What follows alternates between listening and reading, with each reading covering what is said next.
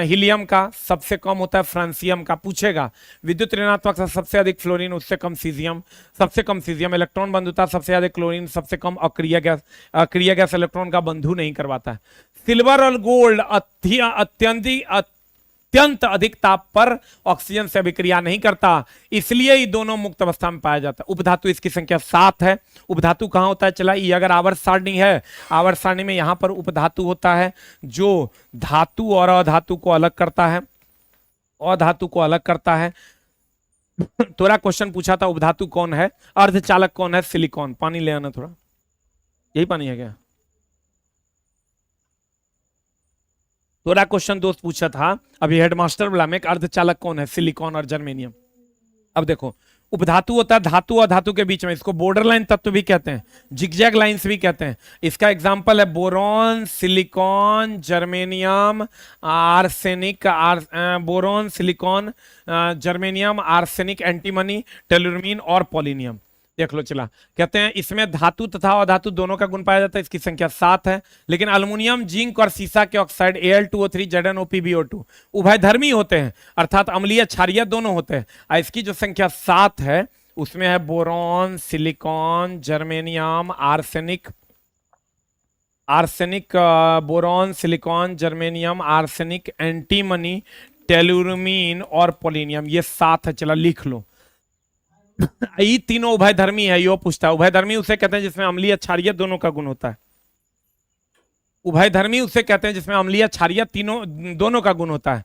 ई जो है उपधातु है, boron, silicon, germanium, arsenic, antimony, tellurium और पोलिनियम, ये उपधातु है। सिलिकॉन और जर्मेनियम अर्धचालक है, जो आपके ये में पूछा था, हेडमास्टर वाला में पूछा था। जल्दी ले, इसमें धातु और धातु दोनों का गुण पाया जाता है, उपधातु इसकी संख्या 7 है। लेकिन अल्युमिनियम, जिंक और सीसा इसके जो ऑक्साइड है ये उभयधर्मी होते हैं। मिश्र धातु, संघटक तथा उपयोग। ई चला मिश्र धातु, संघटक और उपयोग, यहां से क्वेश्चन पूछा जाता है, इसको जल्दी लिख लो। ई चला उपधातु है।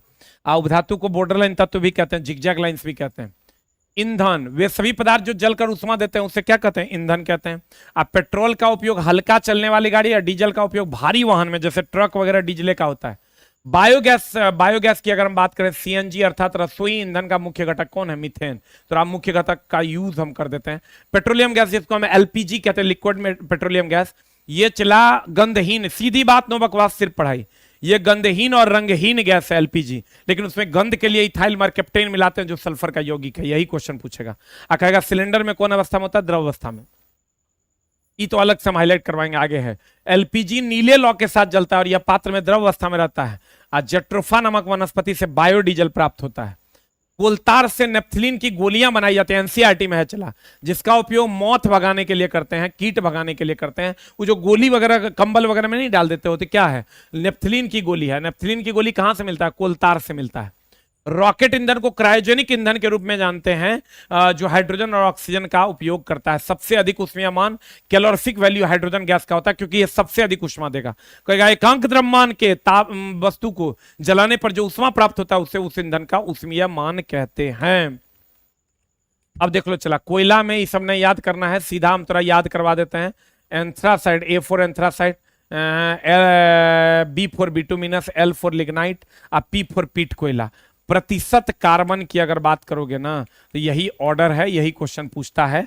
और चला दोस्त मेरे, इधर बिटुमिनस को हम लोग, बिटुमिनस कोयला को हम लोग डामर कोयला भी कहते हैं, बिटुमिनस कोयला को हम लोग मुलायम कोयला भी कहते हैं, मुलायम कोयला भी कहते हैं, और बिटुमिनस कोयला को हम लोग घरेलू कोयला के नाम से भी जानते हैं। डामर कोयला, मुलायम कोयला, घरेलू कोयला के नाम से जानते हैं। सबसे ज्यादा एंथ्रासाइड, उससे कम बिटुमिनस, उससे कम लिग्नाइट, और सबसे कम क्या होता है, पीट कोयला होता है। देख लो, एंथ्रासाइड, A4 एप्पल, उसके बाद B के बाद L के बाद P। सबसे घटिया कोयला होता है पीट कोयला। इतने क्वेश्चन पूछता है, इसके अलावा नहीं पूछता है क्वेश्चन। सबसे ज्यादा कार्बन का प्रतिशत एंथ्रासाइड में, उससे कम बिटुमिनस, उससे कम लिग्नाइट, और सबसे कम होता है पीट कोयला में। एंथ्रासाइड, बिटुमिनस, लिग्नाइट और पीट। एंथ्रासाइड, बिटुमिनस, लिग्नाइट और पीट। सबसे ज्यादा किसमें, एंथ्रासाइड में, उससे कम बिटुमिनस, उससे कम लिग्नाइट, उससे कम पीट में। ये डामर या मुलायम कोयला के नाम से जानते हैं इसको, डामर या मुलायम या घरेलू कोयला के नाम से जानते हैं। ऑर्डर याद रखना, A के बाद B के बाद L के बाद P। एकदम चला, सबसे घटिया कोयला पीट कोयला, सबसे बढ़िया कोयला एंथ्रासाइड कोयला। सबसे ज्यादा समय भी इसी को बनाने में लगता है। जल्दी लिख, सबसे ज्यादा कौन कोयला बनाने में, हम लोग यूज करते हैं बिटुमिनस, हम लोग सबसे अच्छा कोयला एंथ्रासाइट। Very good. अगला प्रश्न की बात करते हैं। कहता है कोल, कोलतार और कोल गैस कोयला से प्राप्त किया जाता है। ऊष्मीय मान का सही मात्रक होता है किलो जूल प्रति किलोग्राम। किलो जूल प्रति किलोग्राम सबसे अधिक होता है हाइड्रोजन गैस का। ज्वलनशील पदार्थ का ऊष्मीय मान ज्यादा और ज्वलन ताप कम होना चाहिए, ये नहीं पूछेगा। सबसे ज्यादा ऊष्मीयमान गैस का होता है, इसलिए गैस जलाते तुरंत जल जाता है, उससे कम द्रव उससे कम ठोस होता है। दहन प्रक्रिया सबसे गर्म भाग होता है, बाहर वाला उससे मध्य, उससे कम आंतरिक, सबसे कम। रंग में नीले रंग का, ये क्वेश्चन पूछेगा, इसको हाईलाइट कर लो। नीले रंग का तापमान सबसे अधिक होता है, इसीलिए नवका नवका गैस भरवा के लाते हो तो कैसा रंग देता है? नीला, उसका ताप सबसे अधिक होता है। अब देख लो चला क्या कहता है, सबसे ज्यादा ज्वलन ताप ठोस द्रव, ठोस का उससे कम द्रव उससे कम गैस, नहीं पूछेगा। ये वहां भी है। एलपीजी का मुख्य घटक ब्यूटेन है, बायोगैस का मुख्य घटक मीथेन है, सीएनजी का भी मुख्य घटक मीथेन है। एलपीजी की अगर हम बात करें, एलपीजी में गंध के लिए, एलपीजी में गंध के लिए इथाइल मरकेप्टेन मिलाया जाता है। इथाइल मरकेप्टेन मिलाया जाता है एलपीजी में गंध के लिए। कौन?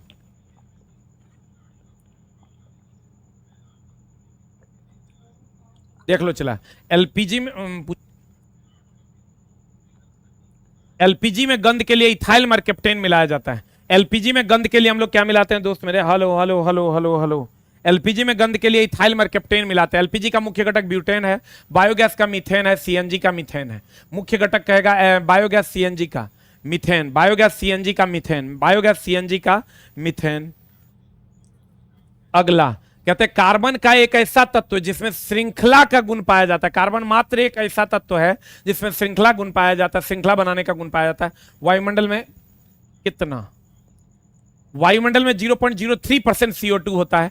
कार्बन यौगिक आयन नहीं बनाता है, कार्बनिक यौगिक कभी आयन नहीं बनाता, इसलिए विद्युत का कुचालक होता है, जबकि आयनिक यौगिक द्रवस्था में सुचालक होता है। जैव शक्ति का सिद्धांत किसने दिया था? बर्जीलियस ने। इन्होंने कहा था कि कभी भी कार्बनिक यौगिकों को प्रयोगशाला में नहीं बनाया जा सकता। जैव शक्ति का सिद्धांत दिया था किसने? बर्जीलियस ने। वोहलर ने जैव शक्ति का खंडन अमोनियम साइनेट से यूरिया बनाकर कर दिया। वोहलर ने जैव शक्ति के सिद्धांत का खंडन किससे?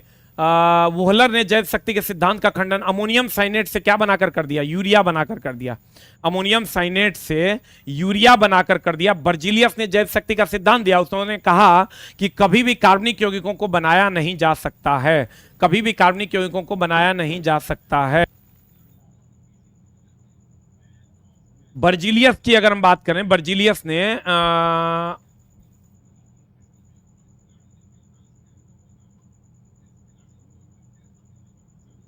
अब देखो, बर्जीलियस ने जैव शक्ति का सिद्धांत दिया। बर्जीलियस ने क्या दिया? जैव शक्ति का सिद्धांत। उन्होंने कहा कोई कार्बनिक यौगिक नहीं बन सकता। तुमको पूछेगा पहला कार्बनिक यौगिक कौन बना था? कहेंगे यूरिया। किससे बना? अमोनियम साइनेट से। कौन बनाया? वोहलर ने बनाया। कौन बनाया? वोहलर ने बनाया। अब बताओ चला, सबसे पहले प्रयोग किया जाने वाला धातु कौन था? कॉपर। सबसे अधिक प्रयोग किया जाने वाला धातु कौन था? लोहा। और सबसे अधिक तन्यता धात्वरण्यता किसका होता है? सोना का। और सबसे अधिक चालकता किसका होता है? चांदी का। तन्यता पीट कर चादर बनाना, धात्वरण्यता खींचकर तार बनाना है। एलपीजी और का मुख्य घटक ब्यूटेन है, सीएनजी और बायोगैस का मुख्य घटक मीथेन है। सीएनजी और बायोगैस का मुख्य घटक क्या है? मीथेन है। न्यूट्रॉन कहां नहीं पाया जाता है? हाइड्रोजन में। G2O ग्रेफाइट और जल को मंदक के रूप में जाना जाता है। बोरोन और कैडमियम को नियंत्रक क्षार और सोडियम और पोटेशियम को के द्रव्य मिश्र धातु का उपयोग सीतक के रूप में किया जाता है। जो लोग थोड़ा लेट आए होंगे, और अगर उनके लिए हम बता दें कि ये सब इंपॉर्टेंट है जो अभी हम बोल रहे हैं। नाभिकीय रिएक्टर की बात करें, नियंत्रित नाभिकीय विखंडन अभिक्रिया है। बम जितना है सब अनियंत्रित है। परमाणु बम अनियंत्रित नाभिकीय विखंडन, हाइड्रोजन बम अनियंत्रित नाभिकीय संलयन। सूर्य में नाभिकीय संलयन अभिक्रिया होता है। सूर्य में हाइड्रोजन से हीलियम बनता है। सूर्य में अगर हम बात करें हाइड्रोजन से हीलियम बनता है। कल से चला टाइम थोड़ा सा चेंज कर रहे हैं।